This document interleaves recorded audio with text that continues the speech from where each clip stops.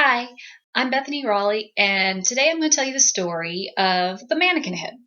This is a story of a time when I tried to prank one of my coworkers at my old job. So, a couple of years ago, I worked in a call center, and the job kind of got boring because, let's face it, it was a call center. It got kind of slow. So, every once in a while, to kind of liven things up, I would kind of, sort of play pranks on my coworkers. It got kind of fun and it just kind of kept the atmosphere a little bit lively, kept my coworkers on their toes. And let's face it, it was fun. And so what happened is my boss had this mannequin head that he kept in his office. How he got it, I have no clue. But it was one of those mannequin heads that they use in beauty school to practice cutting hair. And my boss used it for events like national convention and trade shows to kind of model ball caps that had our company logo on it. So basically, he rarely used it. And the rest of the time, he just kept it in a corner in his office. Well, my boss traveled a lot. So whenever he was out of town, I would sneak into his office, I would take the mannequin head, and I would hide it in various places in our call center, mainly in like the desks of my coworkers. My coworkers would step away from their desks and I would put the mannequin head in like a drawer, have it facing up. So when my coworkers would come back to their desks, they would sit down, pull out the drawer, and the mannequin head would be in there facing upwards right at them.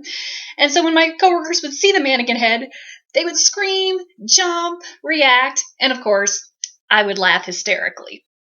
Sometimes I would put it in their chair, so when they would get to work in the morning, they'd pull out their chair, see the mannequin head, of course, looking up at them, and they'd scream, jump up and down, and I'd laugh hysterically.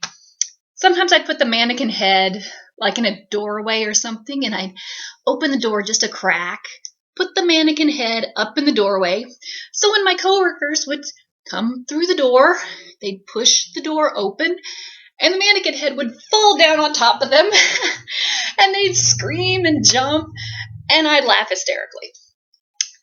Of course, after a while, I kind of became known as the office prankster, because I was always pranking my coworkers with this mannequin head. And so, as you can see, whenever my boss was out of town, my coworkers kind of expected me to play pranks on them using that mannequin head. Well, one day, my boss was out of town, and so I snuck into his office and I borrowed the mannequin head. And that particular day, my coworker, Joanne, was not feeling very well. She had a really bad cold, and she was kind of stuffy, and she couldn't talk very well, and she had taken lots of medicine, and she was kind of groggy, and she was just kind of a little slow and just not really responsive. So I decided I'd cheer Joanne up. What better way to cheer her up than by pranking her with a mannequin head? Brilliant idea, right? So when Joanne slipped away from her desk, I took the mannequin head and I snuck over to her book cabinet. I opened it up, I put the mannequin head in the book cabinet facing her, and I shut it. And then I sat down. And very casually, when Joanne came back to her desk, I asked her for a notebook that I knew was in her cabinet. I said, "Hey, Joanne, can you hand me this notebook over there?" And Joanne said, sure."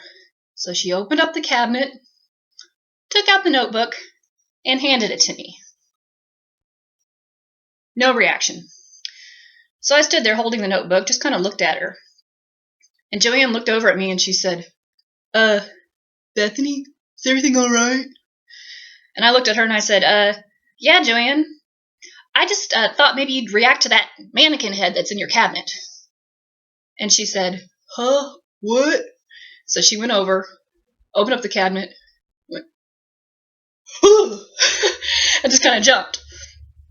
And then she looked back at me and I said, "You know what, Joanne? Never mind. If I have to tell you that the mannequin head is there, then it kind of takes all the fun after seeing you react to it."